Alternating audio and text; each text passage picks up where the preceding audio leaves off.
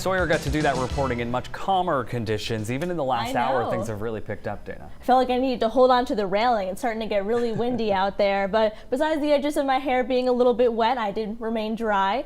But yeah, we are starting to see precipitation overspread much of the state, and that's going to continue throughout the entire overnight and into tomorrow. Now, this is the storm that's bringing us all that precip, and it's really quite impressive looking. You can see the initial circulation from the Maine low back towards Chicago, the formation of the secondary low by Washington, D.C. For the meteorologists in the room, this is a very exciting storm to see.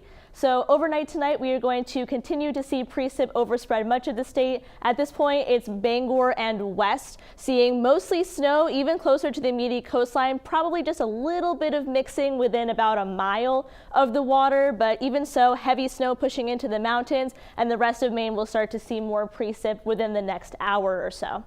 So the National Weather Service has issued this winter storm warning for all of the areas here shaded in pink, and that's in effect until Thursday at 8 p.m. And I also want to mention the coastal flood warning here. So this is for areas in Brunswick all the way down through Portsmouth. And this is because we're going to have some high seas and some high swells. So the chance of some storm surge along the immediate coastline might cause some minor to moderate flooding in the areas here shaded in green. So overnight tonight, like I mentioned, we're going to continue to see precip overspread much of the state. Now that the sun has gone down and our temperatures are going to continue to drop overnight, that means we are going to see the transition into snow completely. And it's going to remain snowing for the entire overnight, even as we get into early tomorrow morning. Tomorrow morning, heavy snow, especially along the coastline and into the interior, with the exception of northern Aroostook County. If you do have to be on the roads early tomorrow morning, take it extra slow because it's going to be snowing very hard, and it's also going to be quite windy. So visibility is going to be very low in these areas, so be safe early tomorrow morning.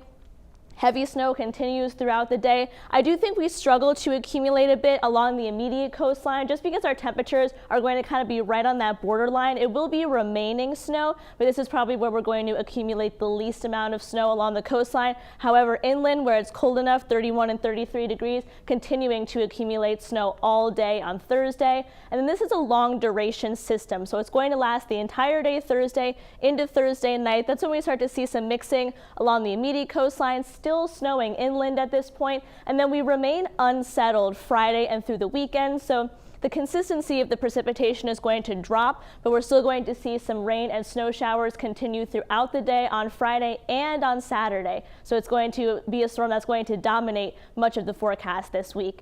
So here's our snowfall forecast. The jackpot area is going to be in the Freiburg and Bridgeton area with over 18 inches, widespread 12 to 18 in this dark blue color back into the mountains and into areas of New Hampshire. Closer to eastern Maine, a little bit closer to the coast in this medium blue, 8 to 12 inches. And then along the immediate coastline is going to be the least because this is where we're going to see the most mixing with some sleet and rain. Now, I also want to mention the wind because it was very windy when I was standing outside before, and it's going to be even windier tomorrow. So tonight wind gusts about 30 to 35 miles per hour, and then once we get to about midday tomorrow, wind gusts up to 50 miles an hour, and even in the foothills and the mountains, I could see up to 60 miles an hour possible. So this is where we're going to have a lot of power outages, especially after the ice storm. The structural integrity of the trees isn't great right now. So that's definitely something to consider throughout the day tomorrow, and then it will remain breezy throughout most of the weekend. So marine forecast got that storm warning in effect until Thursday at 8 p.m. So in terms of our 7-day forecast, this one system is going to dominate the weather for the rest of the week. Heavy snow and high winds throughout the day tomorrow, and then these kind of showers really linger throughout the day Friday and Saturday. And then once we get into Sunday, we start to lose some of that cloud cover as the storm begins to exit. And Zach, I do want to end this forecast on a positive note. That eclipse forecast for Monday, mostly sunny and 58 degrees, that looks fantastic. Yeah, I think we'll all be breathing a sigh of relief then. Definitely. Thanks, Dana.